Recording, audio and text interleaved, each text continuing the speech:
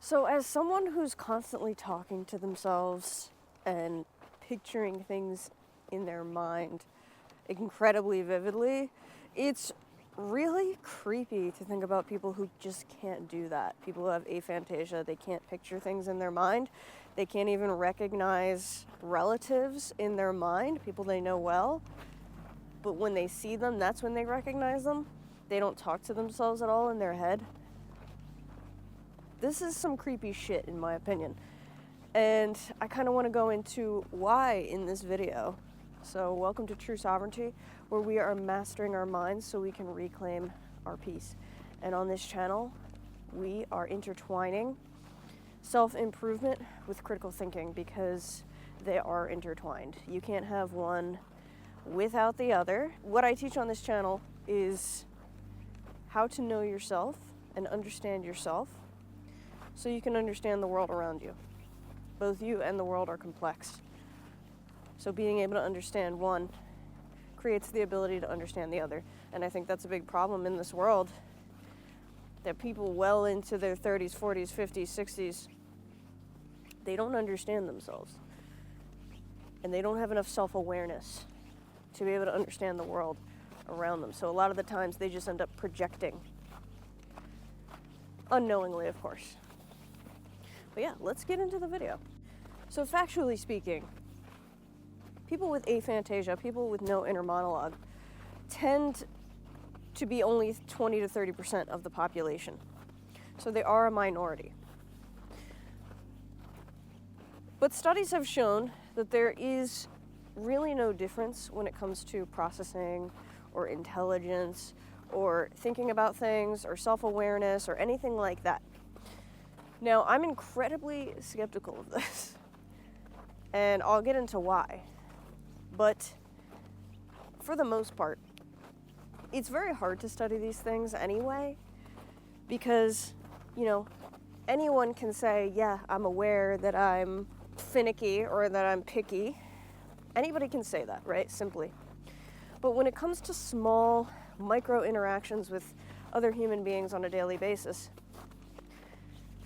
how self-aware are you? Because a lot of what I teach on my channel is how to be aware of these micro interactions that you have with people and being aware of yourself to the point where it actually starts to come natural and you don't have to always be so analytical about yourself and your behaviors. But in the beginning, it does take a lot. It takes a lot of time, it takes a lot of thought, it takes a lot of processing. And in order to do that, you do have to have some semblance of a way to address yourself, a way to talk to yourself. And if you don't have any way of talking to yourself, how does one do this? I don't know. So it's like, how would I teach somebody how to be more self-aware and how to notice more of how they interact with other people if they don't know how to talk to themselves? Because a lot of what I say is like, well, ask yourself these questions every day. And I guess they could do that in a way, maybe through journaling or something. But it's definitely scary to think that there are people that just have nothing going on up there. And why is this scary to me? I mean, you might say, well, maybe it's just scary because it's unfamiliar. You don't understand this way of thinking. Sure. But my background is, from a very young age, as a child, I was making movies in my head, full-blown movies with scripts and characters, and I saved all the characters in my head. I knew exactly what they looked like. I could draw them for you. That was very vivid for me, and I think that contributes to my ability to be creative.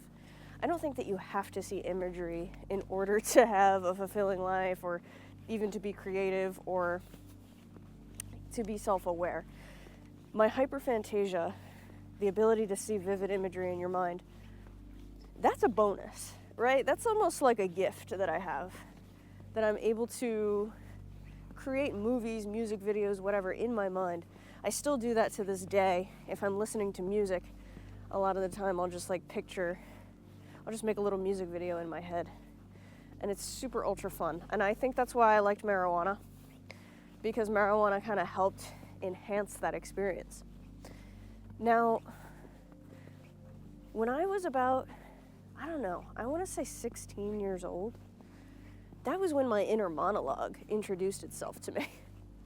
I swear. And part of me thought that it was my higher self talking to me. Part of me thought that it was like a God speaking to me. You know, I was young and kind of new to all this, so I didn't know what the hell was talking to me.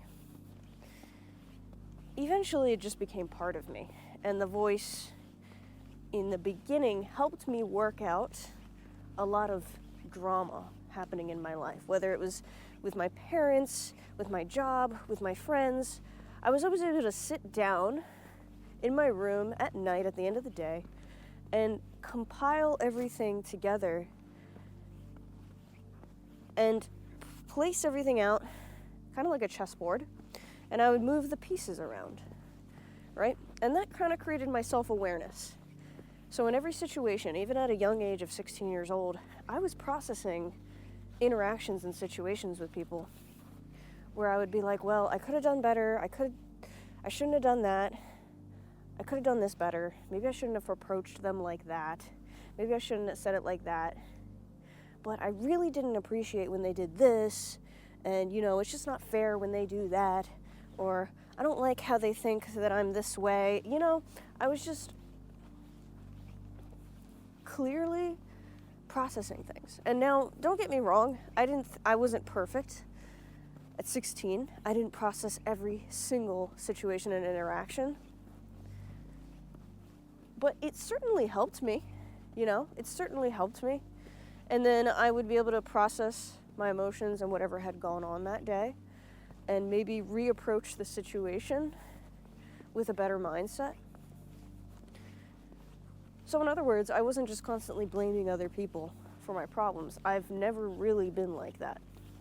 And I think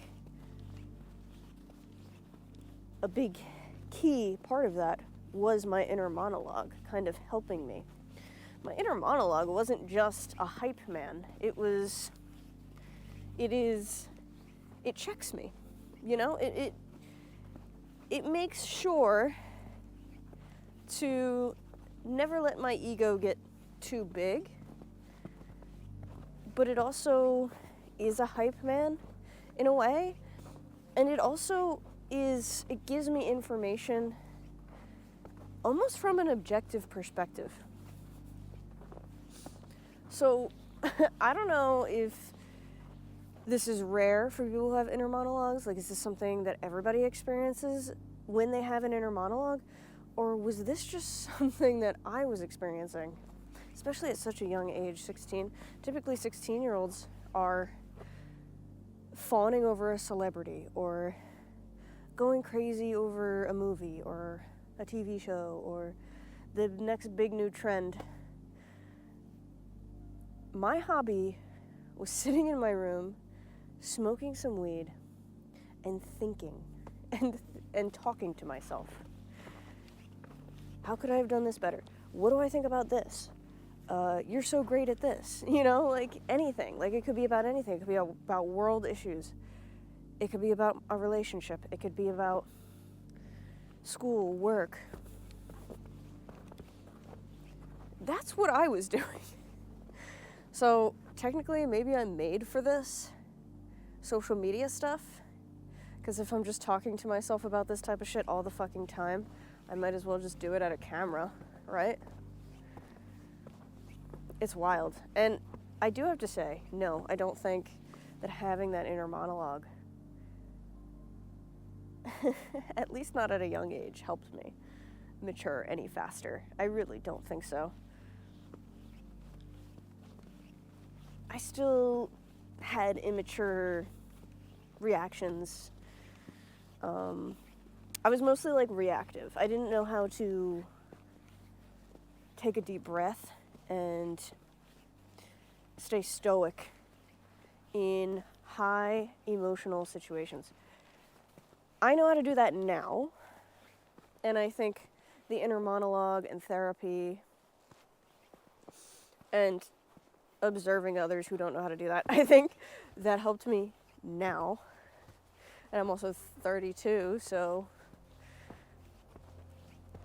when you pass a certain age, it should be more natural because of brain development and things like that. So did I think my inner monologue helped me in that sense? Not really. But I definitely think it helped me maybe process my emotions. I think I also stunted myself because instead of continuing to sit in my room and talk to myself, instead I would just go out and drink and go out and party. And that's, that started at like 22 years old. So instead of continuing that process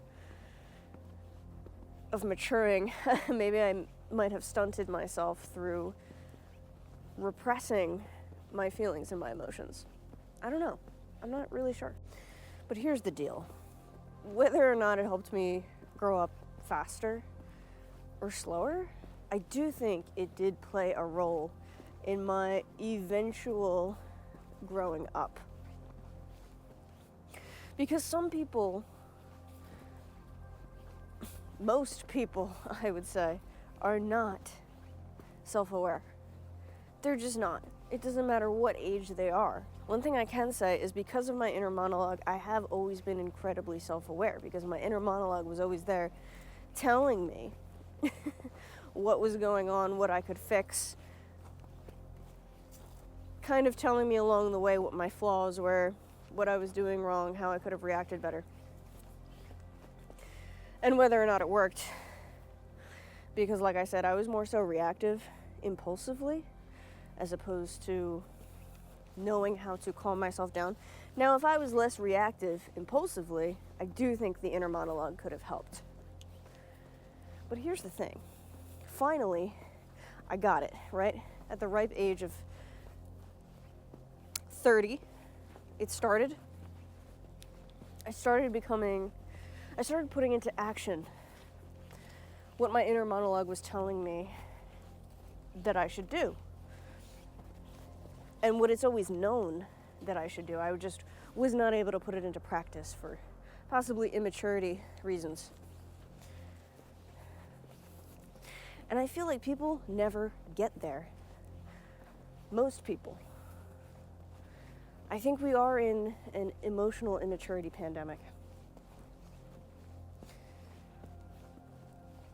And I'm wondering if this inner monologue, lack of an inner monologue, might be connected. I don't know if it's the majority, because I do think that people with an inner monologue, some also still can't grasp. Because like I said prior, I don't know if everybody with an inner monologue actually listens to what the voice is trying to tell you. Which is, you shouldn't do that. You shouldn't act like that. You shouldn't be like that. That's not right. I don't know if everyone's does that. A lot of people that I talk to, they just tell me that their voice in their head never shuts the fuck up. For me, I control the voice.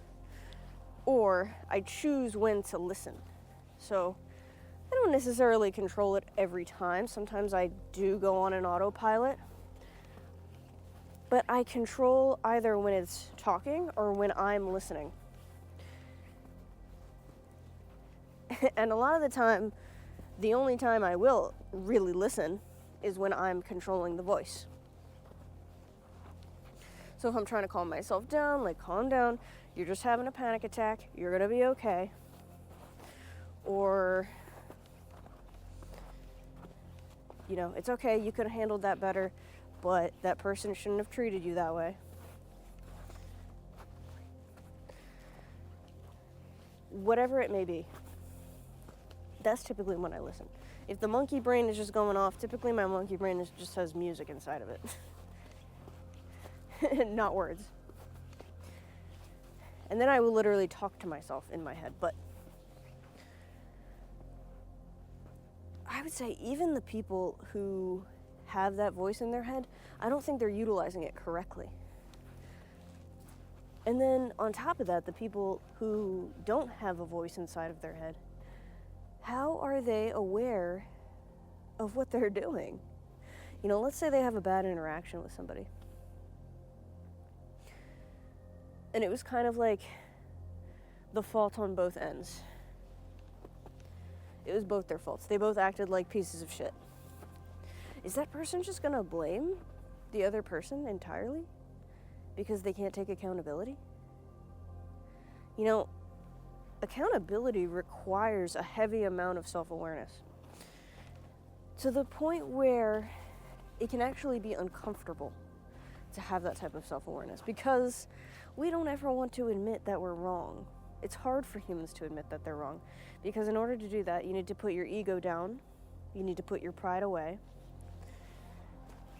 and you just need to admit your shortcomings. And not a lot of people can do that. It's even hard for me. I'm not a master. I mean, I try my best. But I don't know if really anybody's a master because everybody is really biased about their own selves. It's a very complicated skill to have. It's a valuable skill, but it's incredibly complicated and complex to be self-aware all the time about almost everything. But I have to say, if you don't have an inner voice, are you ever able to be self-aware? Are you ever able to take accountability? Because the only way that I was ever able to do that was decades of sitting in my room and talking to myself. So how do they do it? Like, to me, that would be a very surface level type of life where, what, you just think of things in concepts? It boggles my mind. Now, if you dive more deeply into the studies, it does mention that people without an inner monologue or aphantasia do have trouble processing certain things.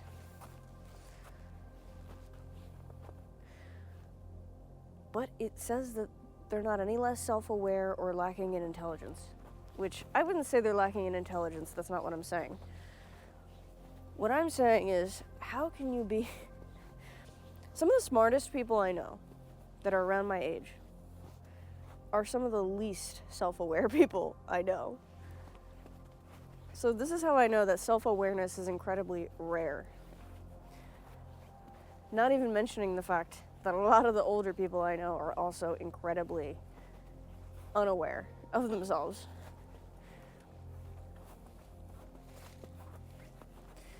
I don't know, I'm always thinking about things, I'm always questioning things, I'm always wondering why other people are thinking in certain ways that are different to how I'm thinking. I'm never just stuck in my own mind thinking that everybody else thinks this way. I'm always aware that other people are thinking in a different way, and it boggles my fucking mind. So think about it like this. How are you and I speaking to each other? Typically we speak to each other using language, right? That's how we kind of work things out. We talk to each other. We use communication. And don't get me wrong, there's other forms of communication. There's body language. But if you need to talk to somebody about something complex, whether it's a math problem or a theory or your relationship issues, you're not just going to sit there and use body language. You're not going to be like,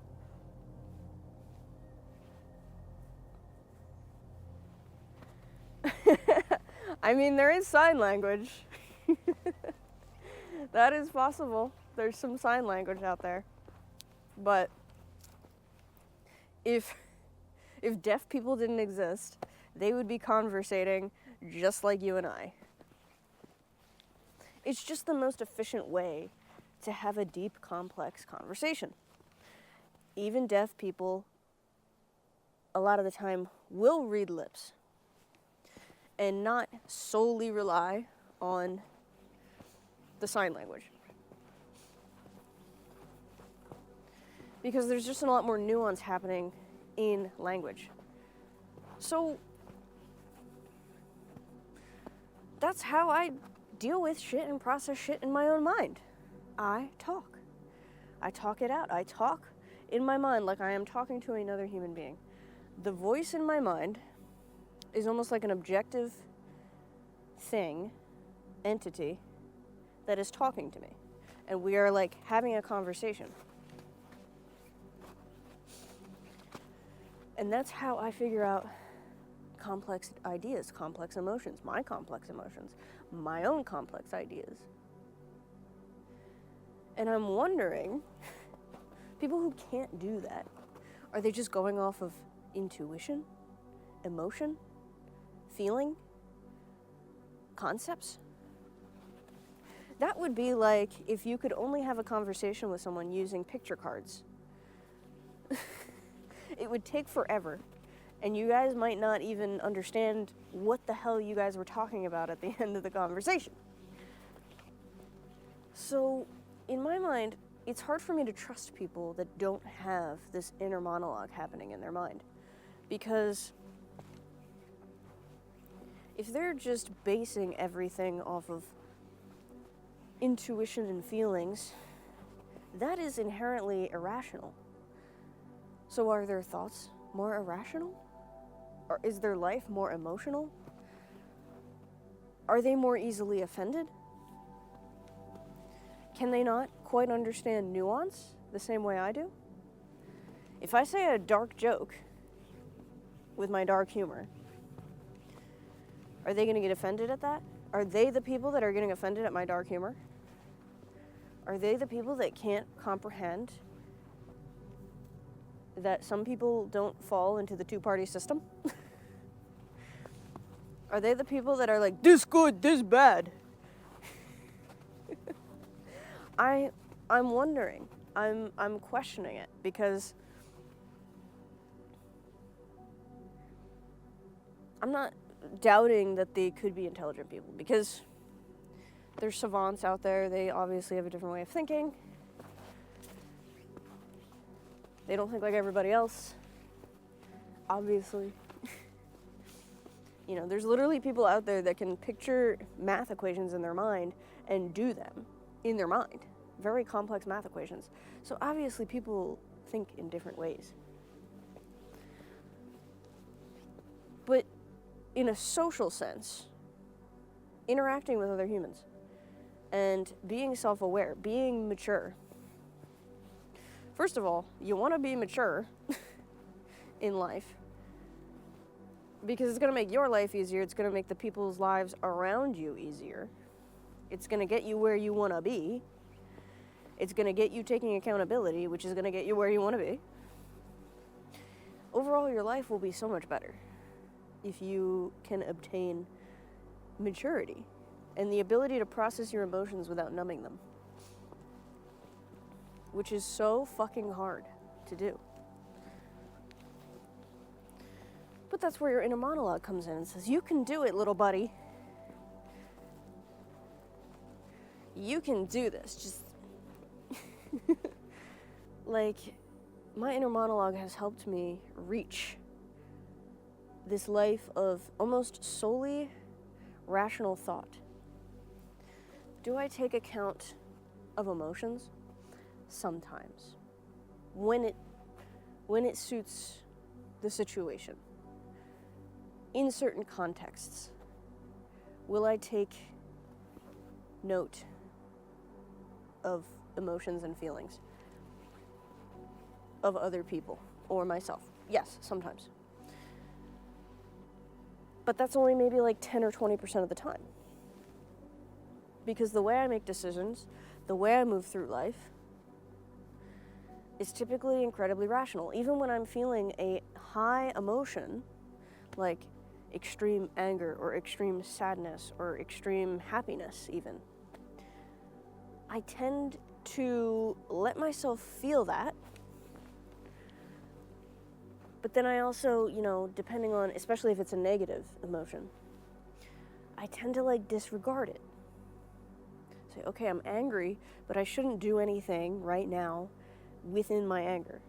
Or, yeah, I'm incredibly sad and depressed, but I should move through that and not let my sadness and depression ruin my day, or something like that. Or, yeah, I'm overly excited about blah, blah, blah, but I realize that that's not going to last, and that true happiness and true contentment is found within. And as long as I'm happy and content within myself, I can always give that to myself. This is just the way I think, okay? Now I'm rambling, but I just feel like, how are these people rational, right? And I think a lot of the people who are emotionally immature, they go off of irrationality, feelings, intuition, impulse, acting upon whatever they feel. And if you do that, you will destroy your life and everybody else's life around you. I promise you that. Self-correction and self-awareness is something that with time, you don't need to pay much attention to. It's something that almost happens automatically. In your younger years, you're going to have to sit down and have full-on conversations with yourself, like a parent does with a child, or like a boss does with their employee. But over time, especially when you get into your 30s, if you've been practicing it in your 20s, you get to your 30s, it almost becomes like second nature. It's an automatic. So this might sound exhausting to some people who either don't have control over their inner monologue or they don't have one. But once you learn how to control it, and you learn how to be aware of yourself and disciplined within yourself, it's not difficult at all. So it's not exhausting. And honestly, I enjoyed it. Like I said, it was my hobby when I was a kid. It's not a hobby anymore. I don't just sit in my room and talk to myself. Although every now and then I do, and it feels great. It feels like a weight is lifted off my shoulders when I do it. When I really feel like I need to sit down and just talk it out. It's better, in my opinion, than talking to a therapist. It's better than talking to a friend. It's better than talking to a family member, because no one's there to say anything back. It's just you. It's just you and you.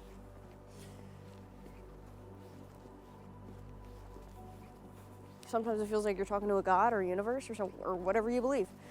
The wind. And it's just nice.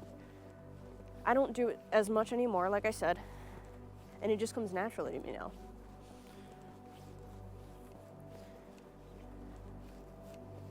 I often wonder, as I get older, will I get better at this?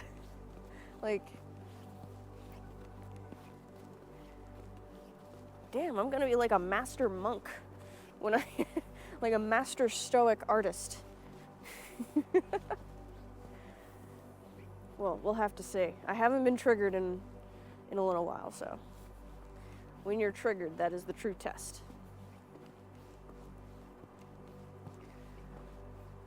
But let me know down below, do you have an inner monologue? Do you not have an inner monologue? Because if you don't have an inner monologue, I would love to hear what your experience is like. Are you a mature person? Or can I even believe you if you say that you are? Are you self-aware? You know, one way, if you're ever confused, if you're like, am I mature or am I immature? And you have trouble with self-awareness, look at the people around you. Do people come towards you? or do they fall away? That's typically a good way to assess. Are your relationships fairly okay? Like, do you typically end up having good long-term relationships? Platonic, familial, romantic, or otherwise? And if the answer is yes, you're probably okay. If the answer is no, well, you are the common denominator. And another way to tell is if you look back at your life and over the course of a year, I would say if you've had like 5 or more really horrific breakdowns of a relationship, really bad fights or fallouts or moments of drama in your life, more than 5 times over the past year, you might have some work to do, some inner work to do. It's only been 1 or 2. 1, 2, 3. You're probably good. That's normal human stuff. I'm like, if your life is 70% peaceful, you're probably good to go. Nobody's perfect. And there's no reason to shame yourself either. If you know that you have work to do, believe me, there have been dozens of times where I'm like, fuck, I have a lot of work to do. Believe me. And being self-aware as I am, it is painful. It's painful to be self-aware. It's not easy. You think it's just easy to be self-aware? No, it's not. It's very painful. Very painful.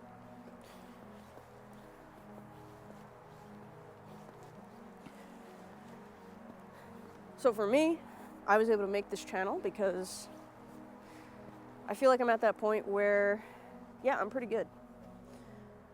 I've had some bad moments and I've had some good moments, but for the most part, 70% peaceful life. 80%.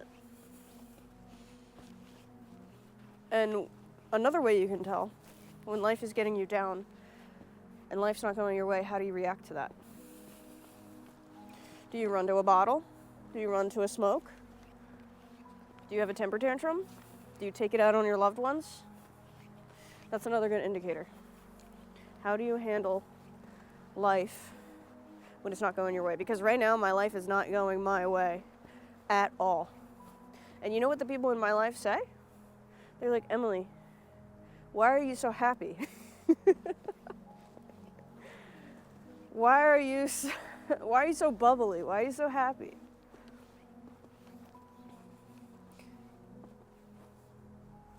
I don't know.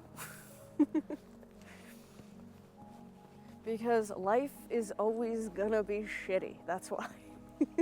Might as well just smile about it, right? Life is always there's always something shitty that's going to happen to you right around the corner. And if you're prepared and you understand that part about life and you accept it, that is freedom, my friend. That is freedom. Let yourself be happy. Let yourself be happy despite the shittiness that which is life. Put that on a t-shirt. But yeah, I could go on and on and on about this for days. But I won't bore you. Someone said, can you please make your video shorter? I don't know if this one worked. I don't know if this one's any shorter. Sorry, guys. I will try. I'm going to try, all right? But until next time, thank you for joining me, and I will see you in the next video.